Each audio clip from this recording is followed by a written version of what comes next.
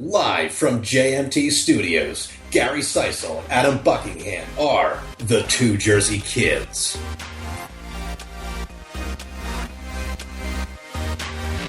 What is up, everybody?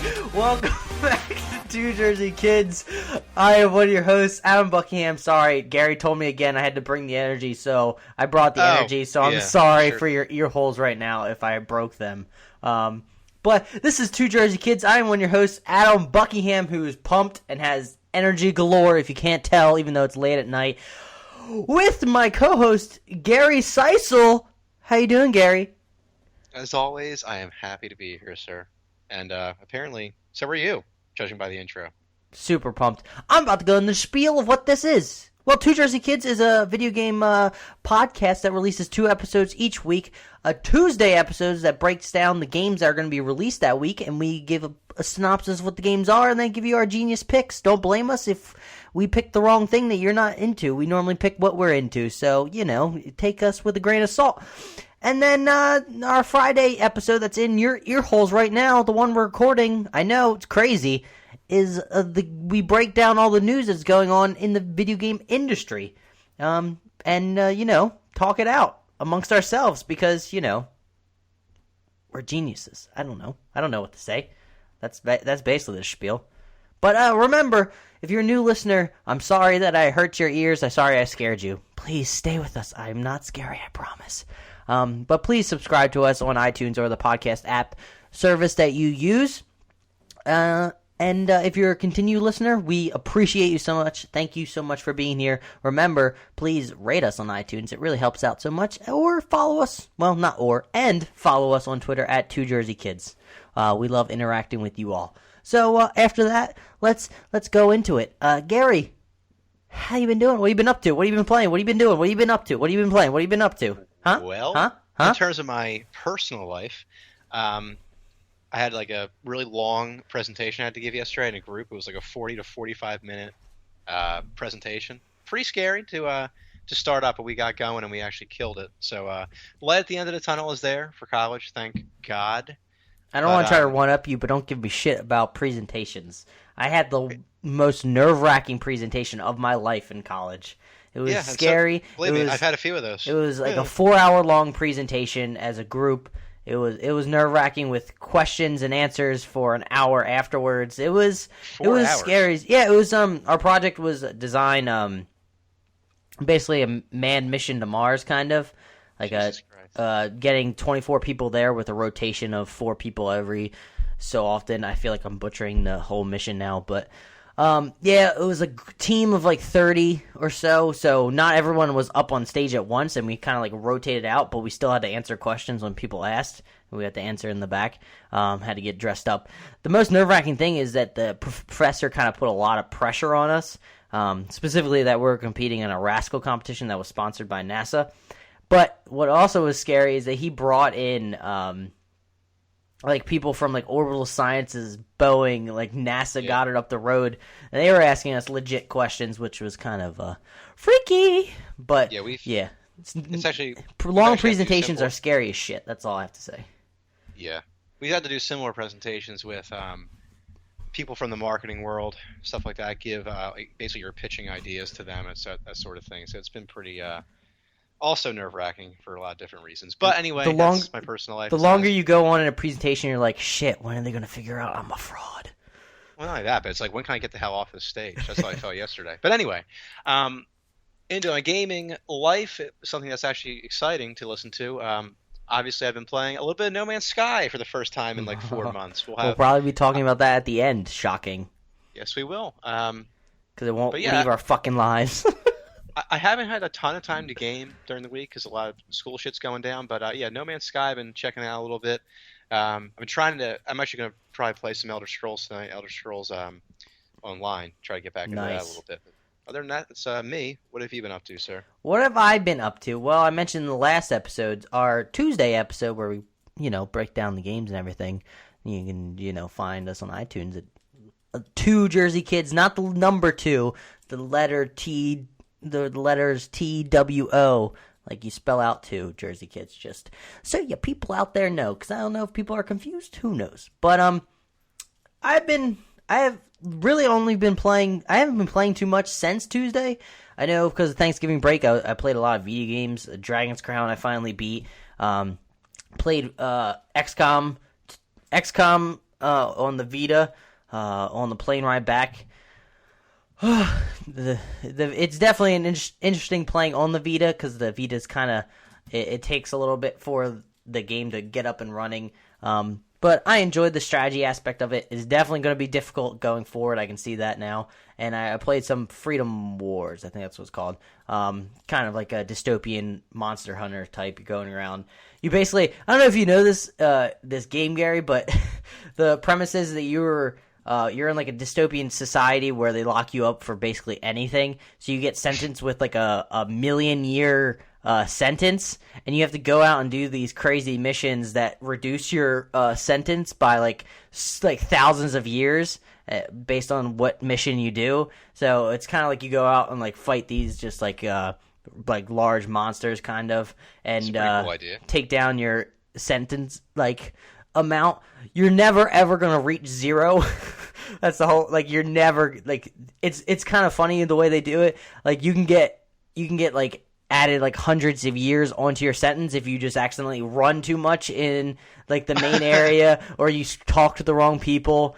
But it's a really, I really enjoy that game. I need to get back to it on Vita maybe when I travel more, because Christmas is coming up and I'm traveling for that too, so I'll be taking and playing that as well. And then I've been getting back into Hearthstone because there's new expansion that just came out. What's it called? Streets of Kazakhstan.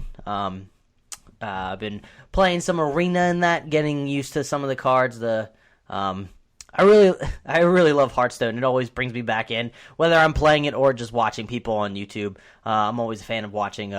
Funny enough, Trump, that's his YouTube name he goes by, and I like the way he kind of like explains what he's doing. He's more thoughtful about it. I don't know.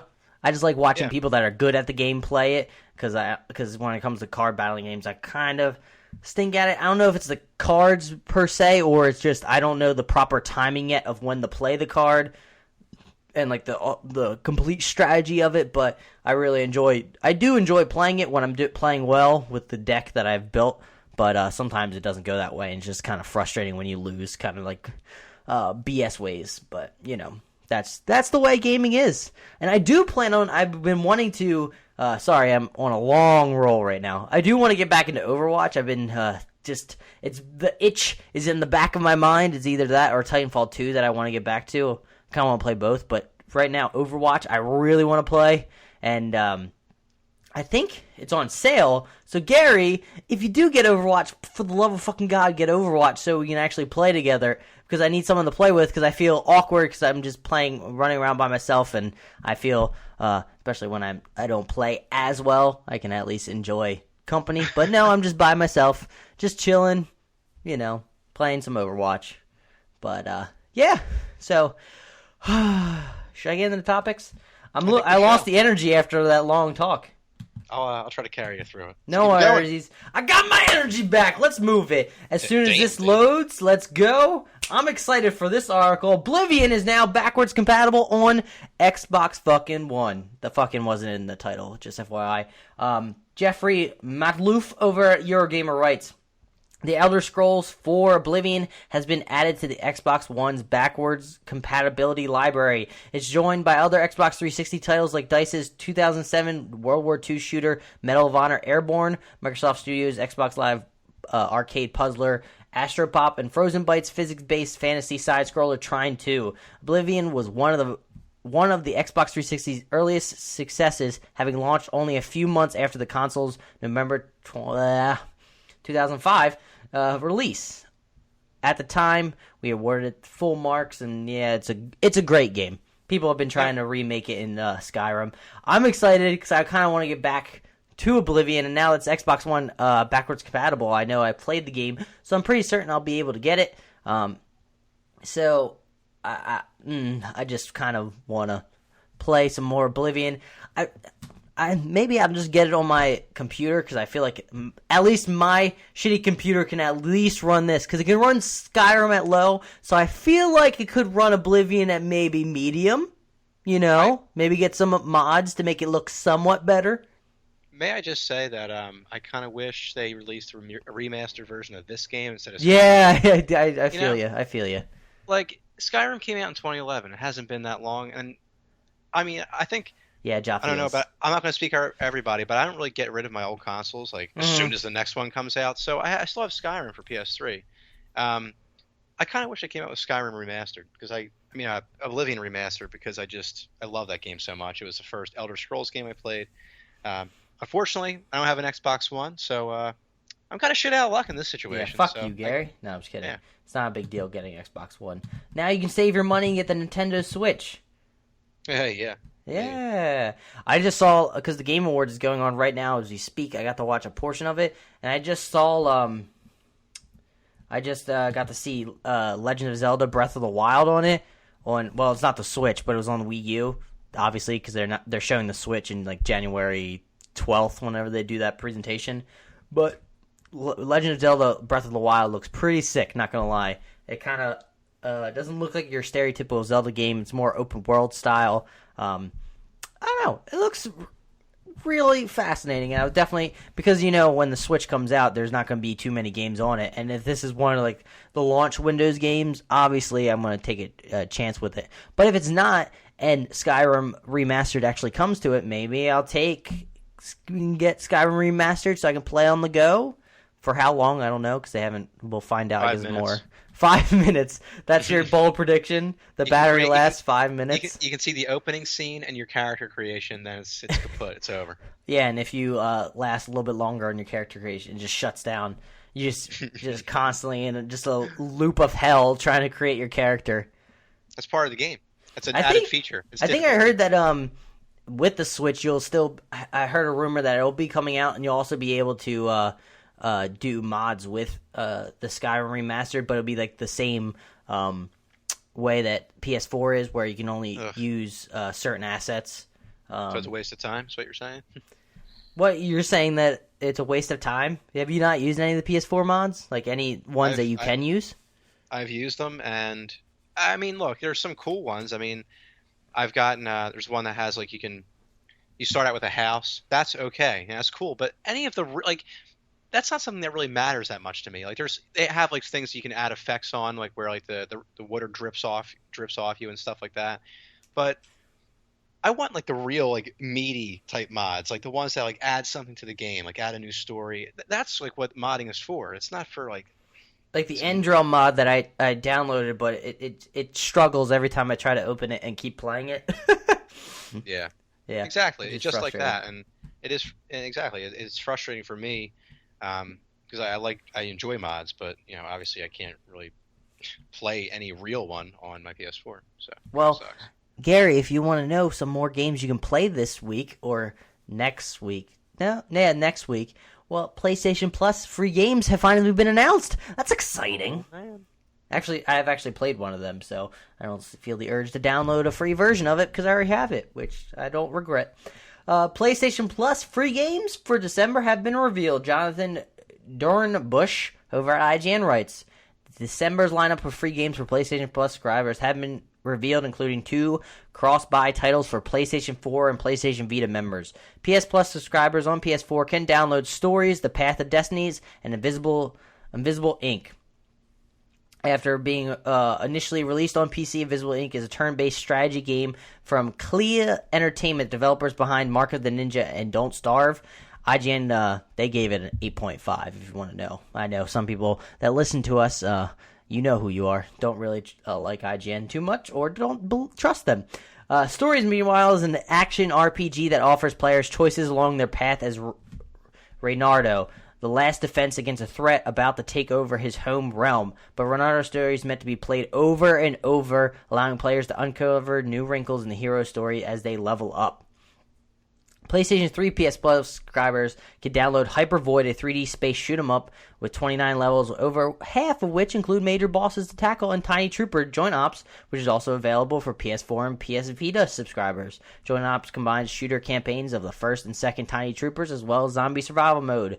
Vita subscribers, like me, will receive Color Guardians, a platformer which is also cross-buy with PS4, and a puzzle platformer, VVVVVVVVV. Yeah, I heard that's a good game, though. But I played Stories, Path of Destinies. I think people should get it because it's free now. I really enjoyed it. I like the action. It's kind of like, reminds me of, the generic action fighting now they have, like the Batman style Witcher. It has an isometric view. You're running around as like a fox-looking character. You're making decisions in the story. You go far enough through, you obviously make the wrong decision, which is the whole point of the game, but you're stuck in like a time loop. I forget, because of some mystical artifact. So then you run through the story again, making different decisions. You realize you made a mistake. You go back and run through the mission again, doing different decisions. It's really fascinating. I enjoyed it. I like the art style and the combat. Obviously, the whole point, it does get a little repetitive, but maybe you go to enough different worlds, I guess, that it may not be so repetitive. But you basically upgrade your sword, and throughout times you can unlock different areas when you go back to these certain areas and get more collectibles.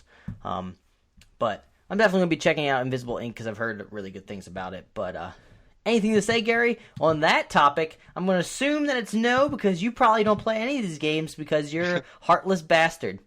You'd assume correct, except for the heartless part. That is not true at all. Don't listen to that, guys. But you're still a bastard, is what you're saying. I'm not a bastard you at all. You said just heartless. You said just heartless. All right. Well, I didn't. Damn you. Fuck you. Got him, guys. Gary's an idiot. Moving on. Just kidding. Gary's not an idiot. He's a smart fellow, and I'd be screwed if he wasn't here. Moving on. This wireless controller adapter fixes the NES Classic Edition's only flaw. Andrew Lazinski writes over at Kotaku. Or Gizmodo. I guess it's Gizmodo because they do more of the tech stuff. But before I get into it, the other flaw that it has is that it didn't fucking produce enough of these so it could sell more. That's But Nintendo's NES Classic Edition is about as perfect as a gadget can get, except for those ridiculously short controller cables. Like you said, Gary, you can already buy extensions, or you can just cut the cords completely now with the Retro Receiver Bluetooth adapter, which works with Nintendo's tiny game-packed console. The Retro Receiver is already available for classic gaming consoles like the original NES, the Super Nintendo, and even the Apple II computer. But the latest version of the adapter is designed to plug into the ports on the front of Nintendo's new NES Classic Edition, letting you play with a wide variety of Bluetooth-friendly wireless controllers instead of the included wired option.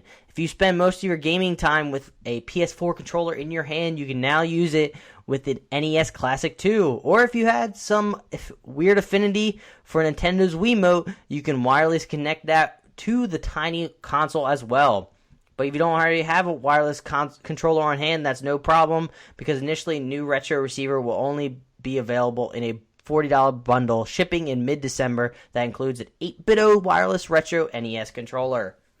So, for people out there. Say something? I just have a question for Nintendo. It's like, how nostalgic do you really think people are to actually want, first of all, a 2.5-foot wired controller? Who wants wired controllers anymore? True. Very true. I mean, I will say that I guess there are purposes for wired controllers, but a 2.5-foot cord? The hell is that? It'll make you feel like a little kid again, right up against the TV. Yeah, eyes getting burnt out, right? As your parents would always say, your eyes are going to burn out. You're going to lose your eyesight, kid. You'll shoot your eye out.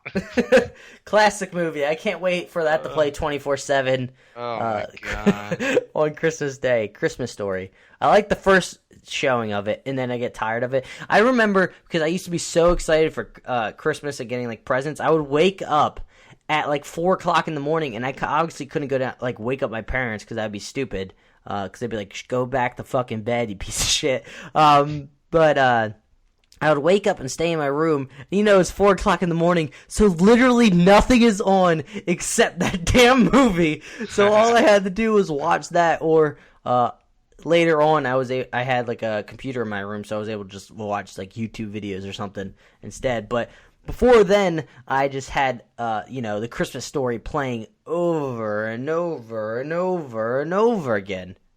Nothing was worse. Do you have any favorite, Christmas. any Christmas stories, since we're getting close to Christmas? Do you have any Christmas stories that you can share? Memorable gaming ones?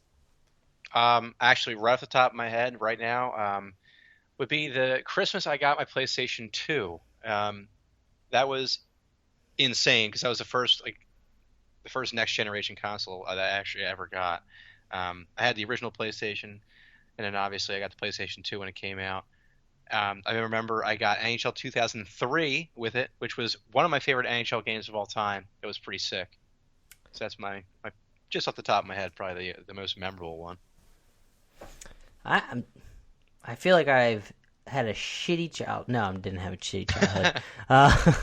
I have a shitty memory. That's what I should have said. That's what I should say, because I can't remember. Nothing pops to the top of my head of like memorable gaming Christmas stories. I remember getting no, I do.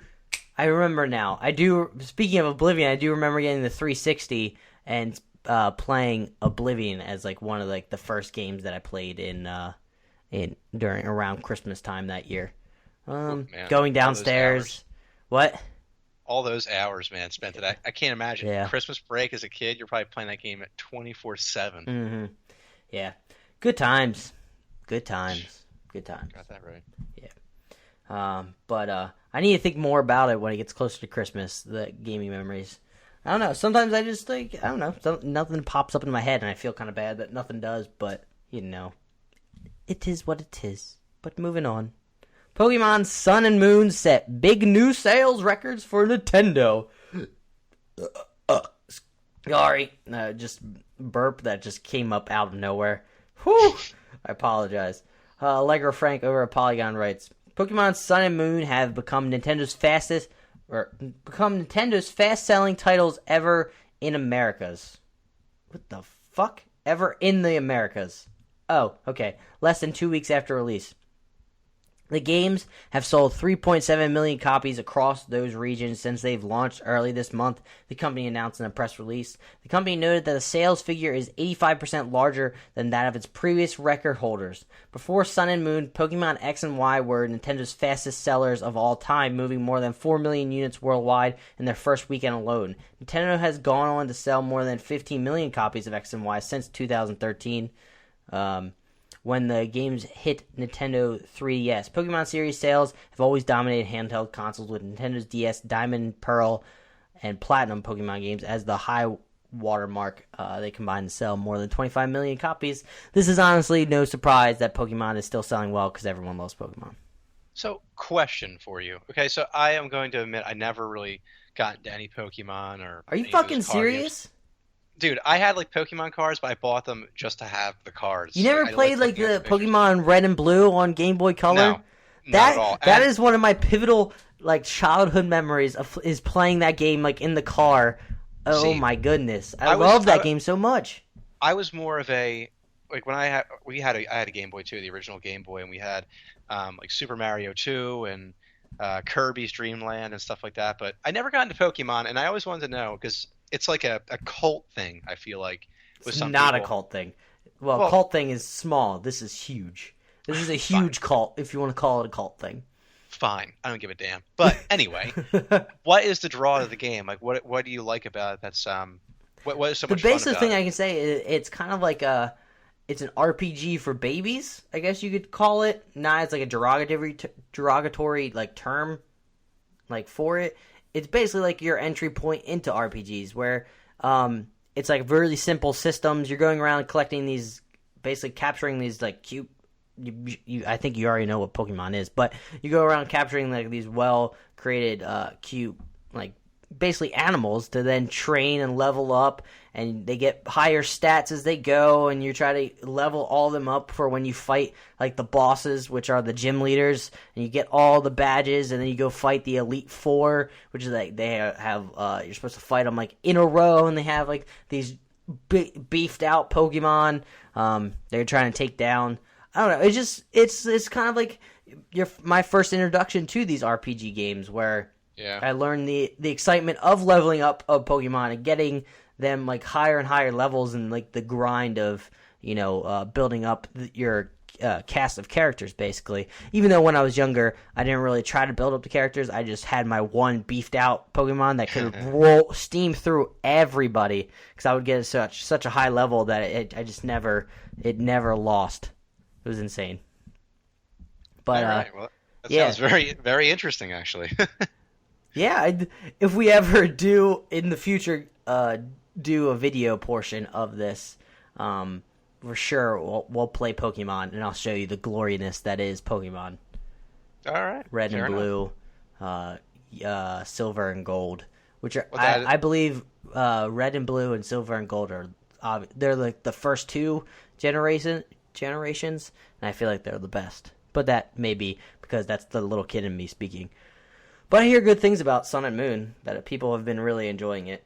I honestly expect it to come to Switch, honestly. Just because I've been hearing like some of the features that run on the 3DS for Sun and Moon actually chug the 3DS like a lot, because it can't handle the processing of I think it was like all the Pokemon on screen and like the trainers. So that kind of tells you is that they also developed it for the Switch to be able to handle that, because if it was specifically for the 3DS, there's no way they would just have this feature in the game that basically shows off how sluggish their piece of hardware is, I would think.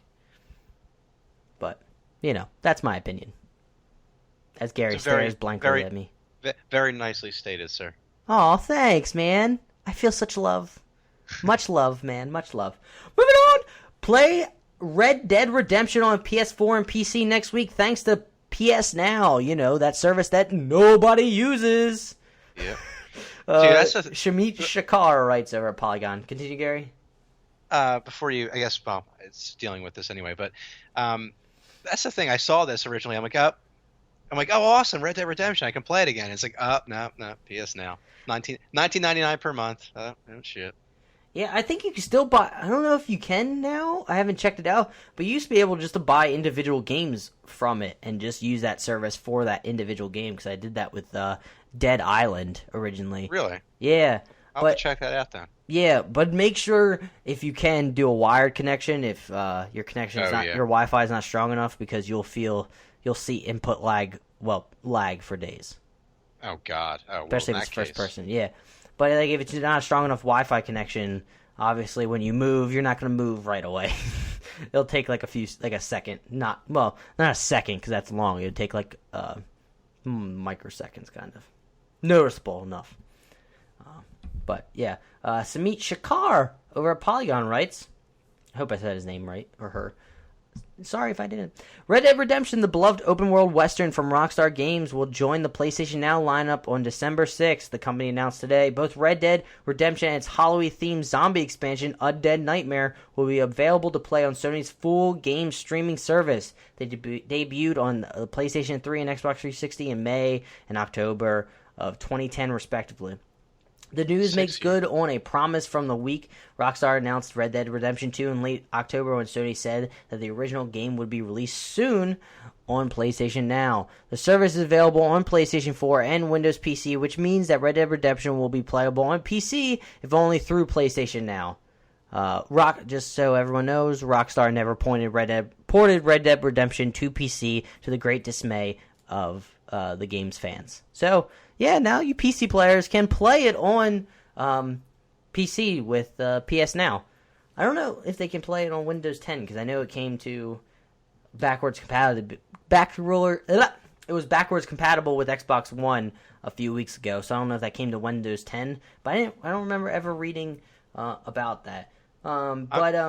Just so you know, Sony streams the game to the device in question. It's a subscription service, PS Now, that costs $19.99 per month, or $44.99 for 3 months, with a library of more than 450 games available on demand.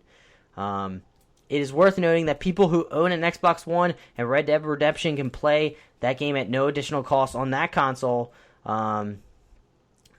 It's join the backwards compatibility, and those folks can play the game on PC as well, thanks to the feature that allows Xbox One games to be streamed to a Windows 10 device. So that answers my question that I had earlier.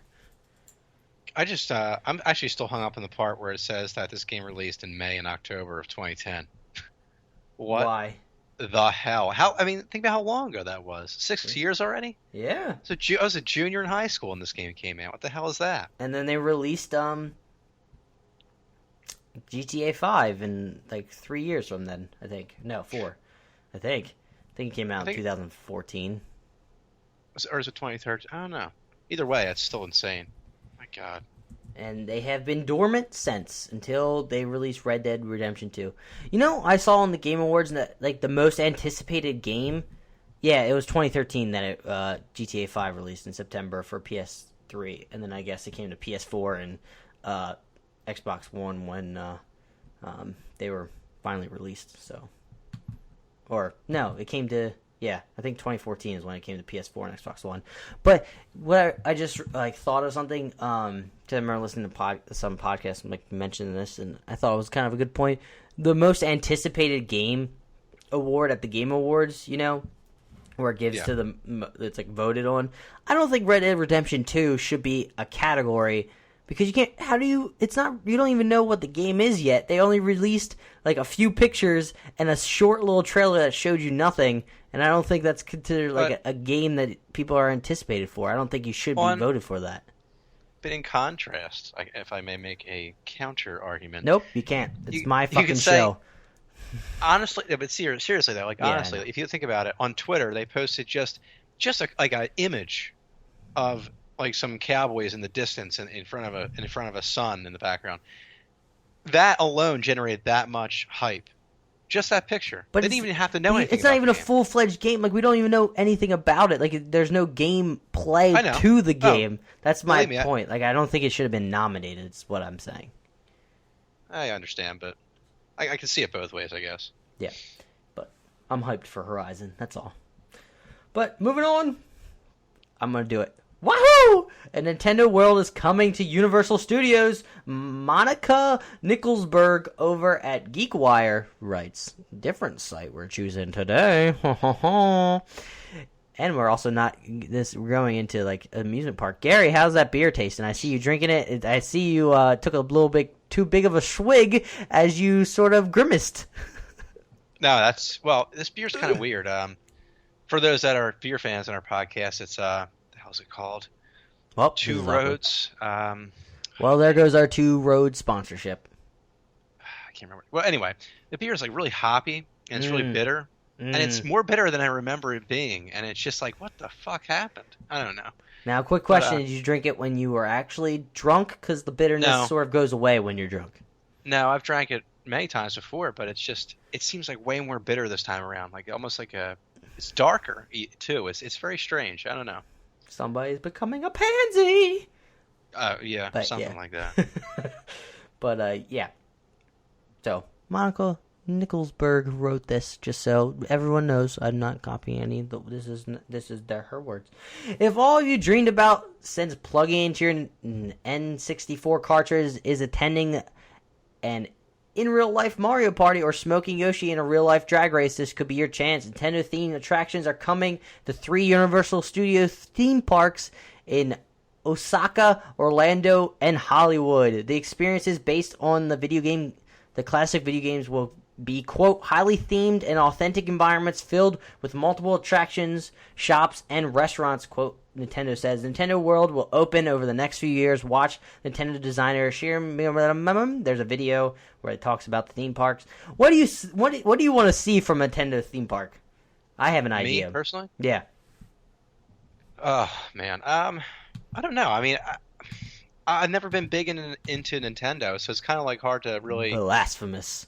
Really say what I would want specifically, but I think it's going to do really well there. I will say that the only time that I can really remember well being at Universal is senior trip of high school, and I had a really good time there, like with because they have a lot of themed rides, obviously already with the Hulk, and when did you go in high school? When did you? That was your senior trip. What time of the year was that? Do you remember? Well, it was Disney and Universal we went to, but it was April, I think, April or May. Because I remember we went down there for our senior trip too. I guess we didn't go. That would have been sick though if we went down the same time. That'd been kind of funny. Yeah, I mean, that was a crazy senior trip going to Disney World and Universal. It was a lot of fun to go with a bunch of people. See, the only thing is we had like set schedules though, so it's like we had to be. Yeah, we went to a park. Well, it wasn't bad at all until the last day where we went to Disney Hollywood Studios, and I prefer to say MGM because that's what it is. Yeah. I don't have a problem with that park, but we were there for like 6 hours, and it's like there's not enough there to do. Yeah. Like 6 hours worth of shit. I was ready to kill myself. There's only a few roller coasters. There's some things to watch, but there's not too much. There's like the movie ride, and there's the Tower of Terror, Rock and Roller Coaster, but like the crazy car show, which is kind of cool. Yeah, there's like these very like fringe things, but that's about it. And anyway, but I was really impressed with Universal, and I think a Nintendo themed. Way to bring it back, Gary. Look at this. This is why he's on the podcast, bringing it all back. But I think Nintendo's going to do really well because I think that a lot of people our age are going to love this, and I mean not they're just our age, iconic characters. Exactly. They're cartoons, basically. I think fit right be in. Huge.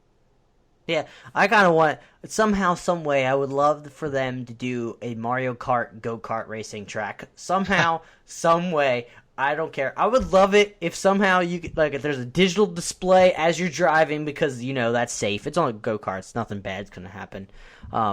Digital display, like you run over like a certain portion where like the blocks are like hologrammed up into the air. You run over them, all of a sudden your digital display like displays what like you get. Like you either get like a mushroom to go faster, you get like a shell to throw.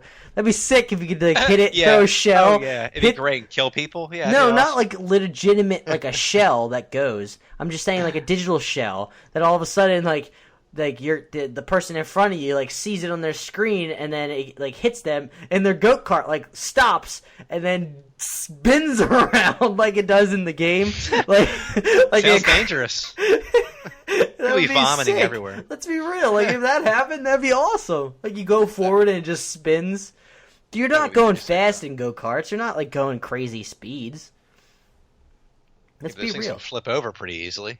Not really. Like the go-karts that I've gone to, like the ones that are basically, you just have to put, you have bumpers on the side basically, and you have enough weight on the bottom where it's bottom heavy that it doesn't tip over. Not like the go-karts where it has like the huge cage and it's not like it's like a legitimate like racing driving off-roading go-kart. I'm talking about like the shit ones you see at all the go-kart tracks. But you're passionate about this. No, even better idea. Well, no, it continues the same idea where you launch the things, but I want the ground to be so futuristic that it can project holograms of everything going on. So I want a hologram projection of that shell going out, or like the mushroom when you use it, the holographic jets flying out of the back so you go faster. That'd be sick. Do it, Nintendo or Universal. Do it. But. That is my idea. I don't know how they're going to do roller coasters in that theme, but I mean, they do roller coaster with random themes anyway. I'm sure they'll make it work. like the Hulk, for example. Bruh, I love that roller coaster. That shit was insane. Especially if people don't understand what's going to happen. Like if you don't watch it, it shoots off. It shoots off as you're going up. But it's shockingly a smooth roller coaster. To say the least. Like it goes through the loops. It's not like rough. It doesn't make me feel sick. Oh man, I could say some roller coaster stories. Like going to Six Flags in Jersey, doing King to Ka. Did you ever do that roller coaster? I've never been there before. What? I don't even want to go. To be honest with you, Why? I've always been. I am a Disney World guy. That is what I'm about. But Six Flags is pretty sick. It's got got all the superheroes. I've never really felt like actually going there. If you do ever go, just make sure not to ride Green Lantern because that's the worst roller coaster ever. It's a standing up one, and I'm about to break into a story about the worst roller coaster experience I've ever had. So, I walking up in the line. We got to the front. There's not many people there, so that's sort of an indication when it's not all like a hour-long wait like during the middle of the summer. That's kind of an indication of how shitty the ride is. So we get in. It's a stand-up one, so you're standing up. Like I'm trying to get adjusted, and like the thing is too high up. Like so, I feel like I have to like stand up higher to like get to the edge. So I do the natural thing, and like I bend down to like give some space, and then I try to like push back up to like lock into place. Little I know I went down too far, so my legs were in a crouched position. And in a standing roller coaster, that is the last fucking thing you want to be in, is a crouch position. I'm trying to mention to like and try to get anybody's attention. No one's noticed me, so the roller coaster starts going. I'm like, shit, I am fucked. So we're going up. I'm like, all right, maybe it'll be fine. It's not a huge deal. Go down the first freaking drop. And like when you go down drops or like any time like turn, the force is like forced against that roller coaster. Like it's forced against you in the way you're going. So all the force, because I'm now standing in crouched position, is going into my calves that are crouched position, and it is immense pain. I'm not gonna lie, it hurts so badly. I got so close to the point of blacking out, like holy shit. My eyes started getting cloudy and I couldn't see, and I started like ringing in my ears. It was that bad, like from the pain. I barely pushed myself through that. I willed myself through that roller coaster. It was insane. It was the worst roller coaster. I am never, ever, ever doing a standing roller coaster ever again. That's ever. The most insane thing. Wow. Holy shit. That was rough. Oh my god. Thinking about it now makes me get woozy. Whew. And moving on. This is honestly not a video game topic, but I kind of thought it was important for everyone who's listening, because this is kind of a cool feature. Netflix rolls out downloads for offline mobile viewing. Susanna Polo over at Polygon writes, Netflix announced today that select shows and movies on the streaming service are now available to download through the service mobile apps for offline viewing. The new feature is included in all Netflix streaming plans through iOS and Android phones and tablets right now. The service released the videos introduced the downloads. Quote, while many members enjoy watching Netflix at home, we've often heard that they also want to continue their Stranger Things binge while on airplanes and other places where internet is expensive or limited, end quote. A subsequent Netflix press release explained, quote, just click the download button on the details page for a film or TV series and you can watch it later without an internet connection, end quote. Only the most up-to-date version of the Netflix app would have the feature, Netflix cautioned. Users who cannot see the download button are advised to update their app. So that's kind of exciting. That's like one of the features I've always wanted, is that I wanted to be able to watch these Netflix shows on the plane. Sometimes they make you pay for Wi-Fi, and I'm not going to pay for Wi-Fi to get on to Netflix for like 2 hours when I can just now. Thankfully, I can download it to my iPad if I don't feel like watching or like feel like playing a game or reading a book, which sometimes it happens, especially on some long flights. You just get tired of doing one thing. You want to just watch a movie or watch a show. I think it's a good idea. I think it's kind of like what Spotify does with offline music, or Amazon Music also does that. It's kind of like taking into that next step, which I enjoy. Thoughts, Gary? Well, I'll tell you what, I could use this last year around June when my power went out for 3 days. This is one thing. As soon as I heard about this, I was like, this would be perfect for like when that happened, because it was like 3 days without power, which I'm not going to complain. I mean, there's people that have it worse than I did, obviously. But it sucked. It frankly really sucked dick. And yeah, this is a great idea, needless to say, for this reason. So yeah, I'm actually pretty pumped about that. Of course, I don't really have many series to watch right now. I've kind of like blown through You ever watch Stranger Things? Oh yeah, it's a tremendous series. I watched that when it came out. I still need to watch. I need to finish watching Westworld, but let's not get into all the. I need to catch up on it. But I just need to find time. That's the issue. sometimes I just don't have time. Well, whenever you get the time, I'll tell you, Watch it. Yeah. It's gotten so much better over just Yeah, a few episodes. I just finished like episode 3. Like I feel like I keep saying that on the show. I finished it like a few weeks back, and I still need to get to 4 and keep moving on. But I enjoy it. I just have to find time to actually watch it. Get to it when you can, because it is getting crazy, my friend. That's cool.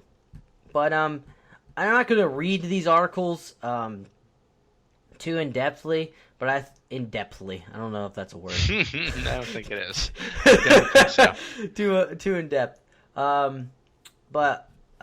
So on Polygon, they actually they went through what the games being released in 2016, or the games with gold and PS Plus, and like their value and Metascore, average Metascore per month, which I thought was a kind of cool breakdown. So go check it out on Polygon.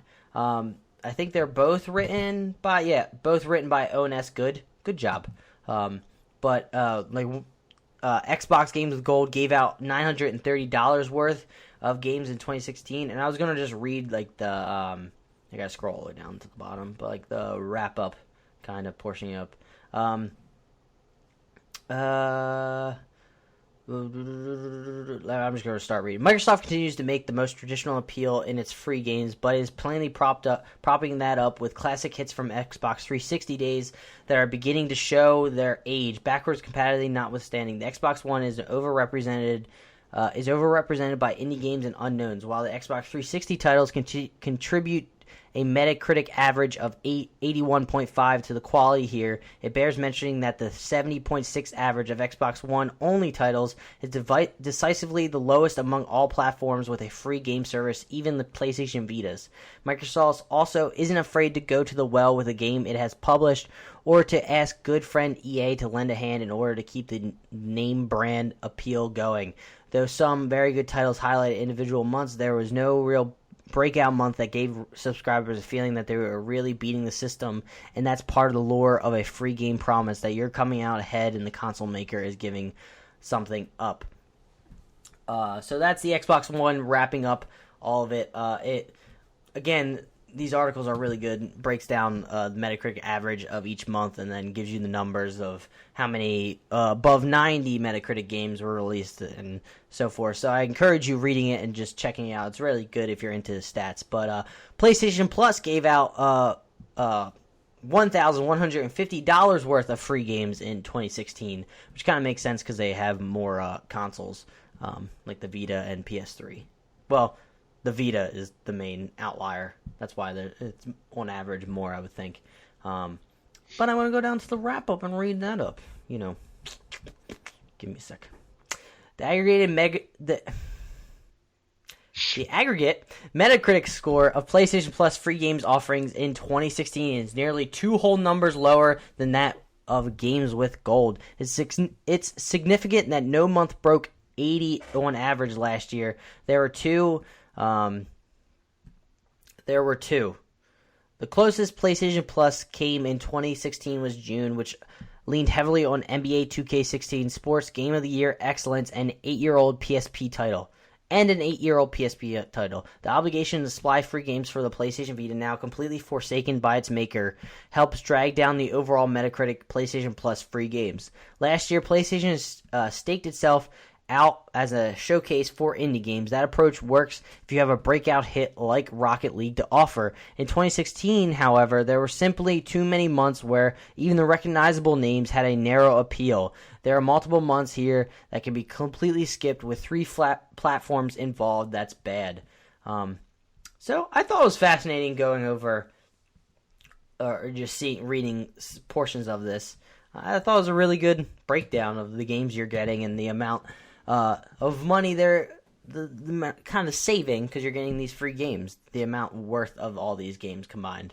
I don't know. That was just a lot of me, of my voice, and Gary's just nodding along, has nothing to say, the huge. So this is your area of expertise, sir. My area of expertise.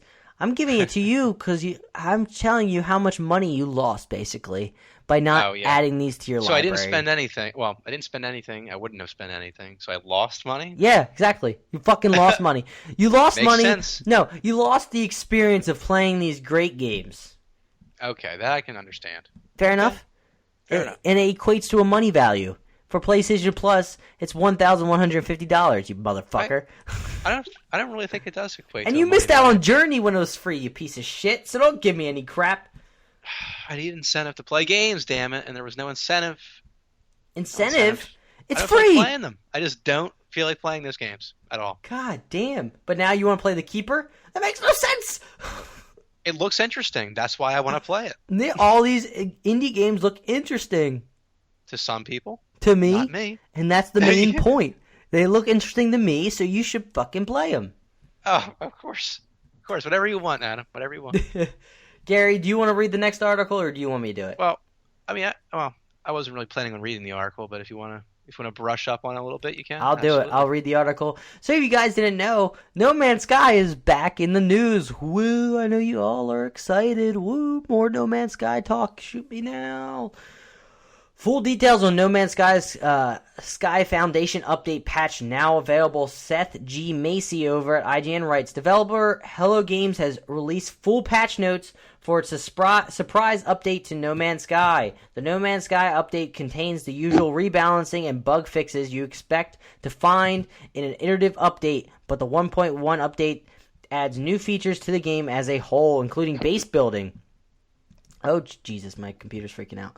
Hello Games calls it the Foundation Update, calling it the, quote, foundation for things to come, end quote, and promising continued free updates built on the 1.1 patch.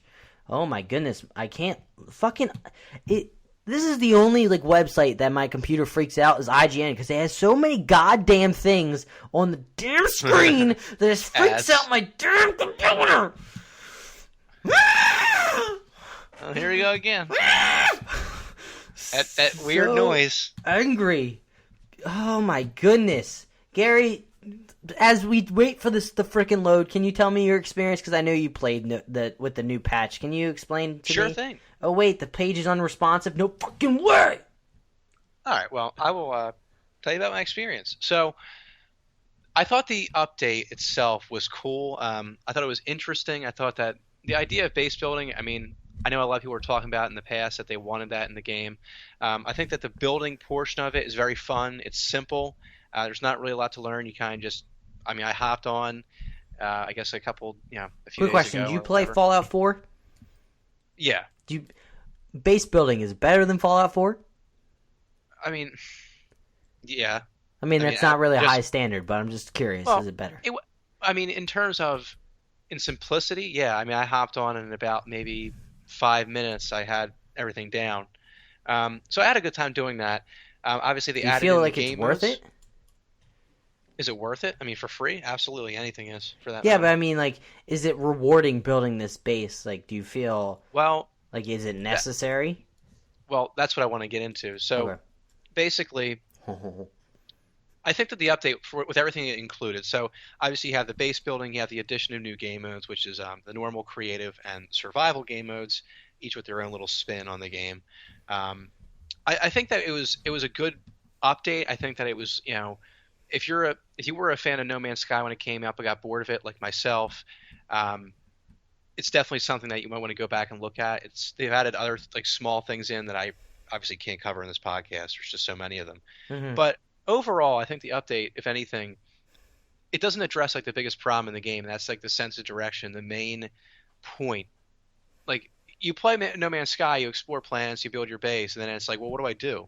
That's the biggest problem with the game. There's no direction in the game. There's no mission, and that is something that really wasn't addressed in this patch. That's kind of the thing that confuses me is a game that's built on exploring and moving from planet to planet. I don't know exactly where base building fits in, even though I know they promised it originally, but I still don't understand what's the promise of the base building. Do you know if they explain whether or not your base will carry on, so when people come back to the planet, other people, they'll see your base and you'll label it as your base? Funny enough, I I was looking on Reddit and on No Man's Sky Reddit, which is now positive again. Um, a lot of people were talking. One person said they did come across a settlement or a base built by another person, but it wasn't like a build up base. Apparently, like the person must have just went on and like just opened up their base and then just left it basic. But they had like the base was there, and actually someone had left like a message for like players that visited the base. Of course, all it said was "boo," but but that was it. But yeah, so apparently you can find bases, but at the same That's kind of time, fascinating. if I may get into what I found on Kotaku, Oh. at the same time, it really like you're building these bases, but at the same time, you're wondering what is it all for?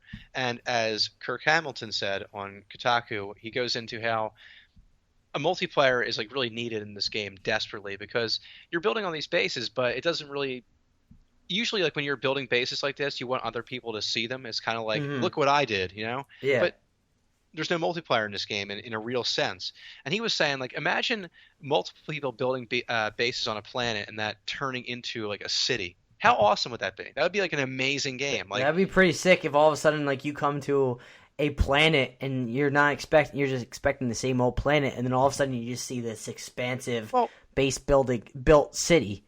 Or better yet, okay, so assuming that No Man's Sky has no real clear mission, imagine starting out a game, okay, and you heard like say you're online and you hear about a city or a planet that has like this crazy city on it, like all these people had built this crazy thing, and you're starting out the game for the first time and you're like, man, I want to get there, and like you make it your mission, like that is your mission to get to that planet and finally get to that city and build your own planet. That would be so insane to me. That is like my dream game. I mean, like something that different. I mean, I would love to see that happen. And I know we mentioned that when it first originally came out, this is a foundation for them to build on. Yes. Even though they didn't create everything that they said they were going to.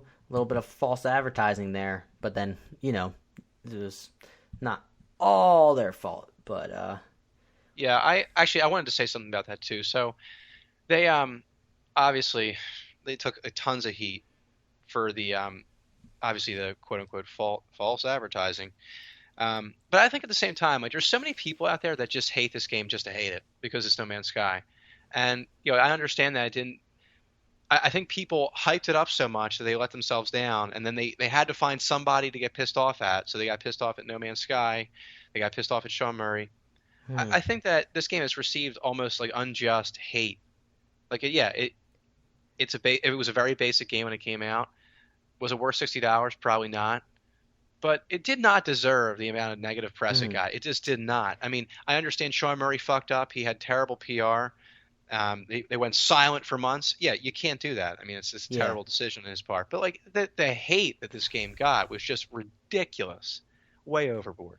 And I was thinking with what you mentioned about them being silent, and I know I've mentioned in the past that it would probably be beneficial for them to explain what they're doing, but I feel like at a certain point, silence was the best thing for them to do because, I mean, how are they going to ever change people's opinions by what they're saying? Like, at a certain point, when are people just going to be like, you know what, that's fucking bullshit, I don't believe you. I'll see it when I believe it, or I'll believe it when I see it. That's basically, I feel like, a lot of people's attitude when it comes to whatever Hello Games tweeted out or Sean Murray tweeted out. I don't know if they would ever believe what he is saying. I kind of want to get back into No Man's Sky. I hope they do get multiplayer. So maybe finally we can find a multiplayer where we actually play together because, for some reason we don't ever do that, Gary. Yeah, I know. Well, we need to do that with Elder Scrolls. We need to do that, absolutely. But,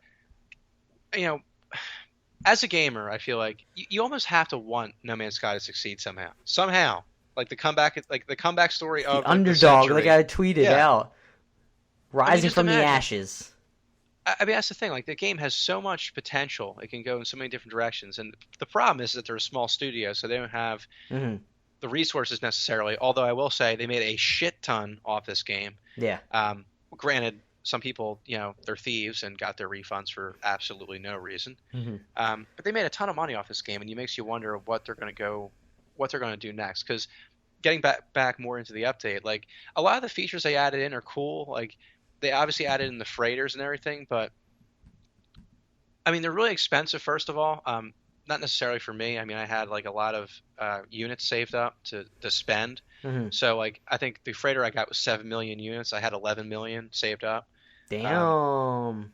but but the thing is, like, the freighters don't really serve much of a purpose other than just extra storage. Like, that's all it is. Like, it's cool. I mean, you get to go on a freighter and walk through the ship, and like, there's a captain there and his crew. But that's the thing. Like, No Man's Sky is a story of shallowness, Yeah, and that's like the main thing I've been hearing. Like I feel like it's a good quote for the game or depiction of the game. It's a mile long, but it's only like an inch thick or inch deep. exactly. No Man's Sky is a perfect example of that. It's a story of shallowness, and all the features they add in are really cool, but at the same time, it just doesn't have much purpose in the game. Um, And I feel the like base, I feel like uh, sorry, I feel like that this foundation may be their foundation to start making the game deeper, start digging down farther, making it more. I feel like a full-fledged universe more than just like an empty abyss. well, I'll say this too. Like, I mean, I definitely hope so because even now when I play the game, I played it earlier. I was just like screwing around. I still I enjoy playing the game, but it's just like part of me is just like, come on, man, Give me give me something. Yeah, something to do right now, and I will yeah. play this game forever. Just give me something, Because at please. least when it comes to, because I remember mentioning like Minecraft is kind of like you could kind of have the same opinion about like what are you supposed to do, like what is your mission, but at least in Minecraft you have your mission essentially is most of the time just collecting the resources and then building your home and then start digging down and getting more and more different materials and then finding like caves and then sometimes dungeons and then expanding it and going to different universes. It's kind of like that. That's true. But the only thing is with No Man's Sky, it's like that game was built on exploration, and that's Yeah. the thing. Like, does this base building thing change the entire the entire direction of the game? Mhm. Is like with base building now, is it going to become more of like, okay, you build your base up and Stay in maybe one later on, place. yeah, maybe more factions come along eventually. But like, that's the thing. Like, where's exploration factoring? Because like, obviously, you build your base, you want to use your base, but the whole point of the game is to explore. So you leave that base eventually. You know, it's kind of Maybe strange. it's the building like basically this is a tool to allow users to then make the world deeper per se. Well, Like they go I around want and building those bases. So now when people come in later on, they feel like the game is more rich because they have these bases built up by people that create their own content. Like you're saying, writing a message to people, to understanding what the base was. I feel like that may be like their I main reasoning behind it. The only thing is that you can only build one base. So like, you have your home planet. Wait, That's where you build your base. you can't build more than one base? Well, I, I think I'm correct on this, but yeah, I think you choose your home planet, and that's where you build your base. I don't think you can build on multiple planets at one time. I may be wrong on That that. is I don't think I stupid. am. So that's the thing. It's like I would love to build more bases. Like, I would love to have like an empire of one fucking galaxy. I have like these crazy things built up, but I don't think that is the case. If And it do you know is, how big you can make your base? well, there's a designated area. It's like a ring that you can build. It's pretty big. You're going to have enough space to build what you want. However, Can you make there a isn't city? well, I mean, not in the true sense, but I will say, actually there is no height limit. So if you wanted to build something, I mean, as far as I know, there's no real like crazy height limit. So I've seen people build like these crazy towers and then just jump off, and they're falling for like a minute straight. It's hysterical. Oh, God, my computer's freaking out. It almost crashed when the IGN site was up, and I was trying to pull up a different site, but it's freaking out now. Oh, God, this is But what happens. But yeah, anyway, I mean, I guess to wrap this up a little bit, I guess we're getting close to our usual time limit. But okay, so the update itself is a lot of fun. If you were bored with the game, I would recommend going back and at least trying this out. It's pretty cool. But again, the downfall of the game is the lack of purpose. You know, you run around, you gather materials, you build your base. Once that's done, it's like, okay, you can keep looking for new planets, but there's not enough diversity in the planets to really warrant doing that. Hmm. So overall, I mean, I think the update is definitely a step in the right direction, as a lot of people have said. So yeah, I would recommend looking at it. So hopefully this means better things to come for this game, because I really am pulling for it to succeed despite all the hate it's received, which I feel is somewhat unjust. I finally pulled up the article I was looking at, and it gave like 8 things you can do with this update. One that I don't know if you mentioned is that apparently you can teleport. Yep, you can teleport now from your home base to your space station directly. Makes it pretty cool. I haven't done it yet, actually. I have to figure out how to actually do that, but it is one feature. Pretty nice. Taylor Martin writes at CNET when it comes to teleport. The mystery behind portals was a disappointing one. They didn't actually work in the original release. However, something new was introduced with the Foundation update. Terminus teleporters. You can find them at Space Station. You can use them to teleport to and from your base. The catch is that after you claim a base, you must then travel to a nearby space station to connect to the teleporter from your base to the network. After the initial teleport, your Terminus teleporter will be able to send you and your ship home from any space station sans warp cells. So without warp cells, I'm guessing. Yeah. Yep. Actually, stack items in your ship inventory. I thought you were able to do that. Actually, I'm not really sure. I mean, you were, I think, with certain materials, but I think like only example, scavenged like resource from wrecked ships could be stacked. Now, items that you craft or gather from crates can be stacked in units of 5, meaning that you can carry more items in your ship, which was kind of a main issue with No Man's Sky, is you couldn't carry as much. Yep, pain in the ass. Oh, apparently you can grow crops indoors or outdoors and harvest rare resources. Yep, pretty cool. Automate the mining of minerals. Okay, that's interesting. If you find yourself needing a ton of specific resources, you can place an automated harvester on a mineral deposit to mine the resources when you're not around. That said, to get the harvester blueprint, you're going to have to do a lot of legwork. Yeah. So I guess it takes a while to find it. But yeah, there's some things that weren't mentioned by Gary. He's sort of slacking, but I'm here to save the day. Well, actually, one last thing. I don't want to keep going on here, but yeah, it's getting late. One thing that's really annoying, actually, right now, from what I've seen, they've reduced the likelihood of you running into plutonium, which everybody that's played No Man's Sky knows is used to power your ship. Uh-huh. So finding plutonium now is much harder, and it's really fucking annoying because you run out of fuel to launch your ship. You have to run around the planet and look for this goddamn plutonium, which used to be literally everywhere, which is amazing. So now it's not. Did they give Of course they didn't give an explanation of why they reduced it. I mean, I don't know if it was intentional. I assume it probably was. But, I mean, yeah, it's fucking insane. That's one main gripe I have is, come on, man. We need that. Come on, man. In survival mode, where it's harder, I can see cutting down the plutonium. But in normal mode, where I just want to chill and look around at things, come on. Leave Let Gary look around at things. Damn right. But I think we're going to end it off on that. So, sorry if we don't get into anything that was at the end of the Game Awards, because, we had to record during it. But so it's kind of late, and the Game Awards are going on. I'm probably going to watch it as I set up for as I finish, gestating and making this episode. Fun fact, Gary, last week's episode, the same stupid shit happened where I lost your audio. And thank God I had a copy of it. I learned from my mistakes, so I was able just to replace it, and it was fantastic. But note for you, learning experience for you kids out there: make sure to put a copy when you record a podcast or anything. Have a copy of it just in case. But thank you all for being here. We are Two Jersey Kids. I'm Adam. That was Gary that you heard earlier, obviously. But we are a video game podcast where we release 2 episodes every week. One on Tuesday, one on Friday. That's in your ear holes right now. Bring in the energy, Gary. I know you'll like it. Hell yeah. Remember, please follow us on Twitter at 2JKids.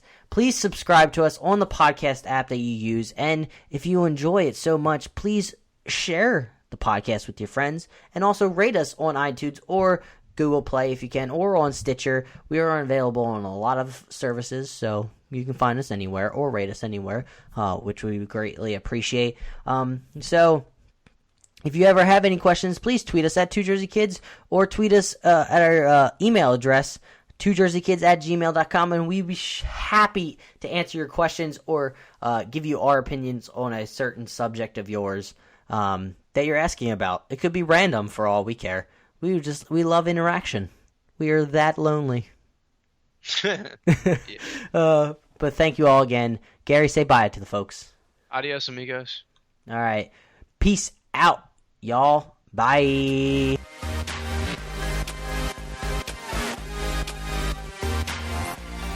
Thanks for watching. Gary and Adam have left the building.